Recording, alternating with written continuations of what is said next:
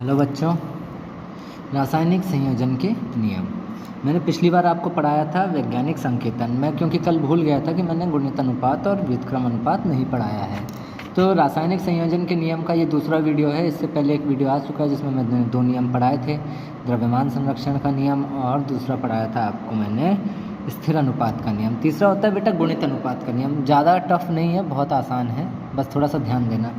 जब कोई दो तत्व यानी मान लो हाइड्रोजन और ऑक्सीजन जुड़ रहे हैं, आपस में जुड़कर 2 या 2 से ज़्यादा क्या बनाते हैं, यौगिक बनाते हैं, तो उनमें से एक तत्व का अनुपात तो स्थिर रहता है, दूसरे तत्व का अनुपात उसके गुणित अनुपात में होता है। जैसे समझाता हूँ बेटा, देखो H और हाइड्रोजन और ऑक्सीजन मिलकर क्या बनाते हैं, एक H2O बनाते हैं, एक H2O2 बनाते हैं। यहाँ पे हाइड्रोजन और ऑक्सीजन का अनुपात 1:8 आता है, क्योंकि यहाँ पे 2:16 बराबर क्या हो जाएगा 1:8। यहाँ पर 2:32 बराबर क्या हो गया 1:16। तो एक यहाँ पे हाइड्रोजन का अनुपात क्या है,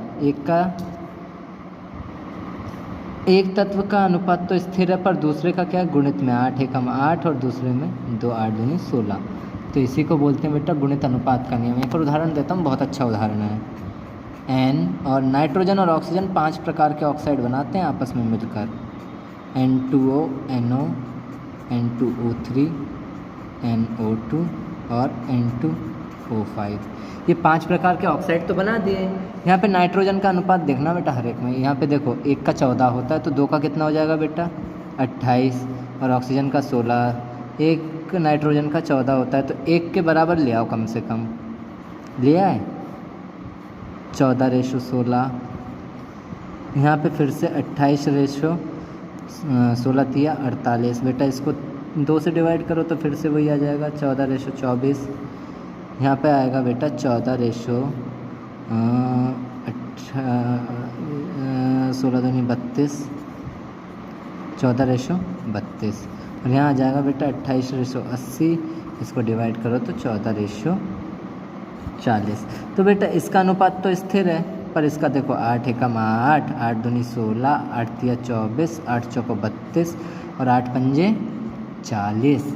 तो बेटा ये क्या है, ये गुणित अनुपात में है। तो इसी को बोलते हैं बेटा गुणित अनुपात का नियम। यानी जब 2 या 2 से अधिक तत्व आपस में संयोजन करके 2 तत्व आपस में संयोजन करके 2 या 2 से अधिक क्या बनाते हैं, यौगिक का निर्माण करते हैं, तब एक तत्व का अनुपात तो स्थिर रहता है, परंतु दूसरे तत्व का अनुपात उसके गुणांक में होता है। यानी किस में होता है, गुणित अनुपात में होता है। इसी को बोलते हैं गुणित अनुपात का नियम।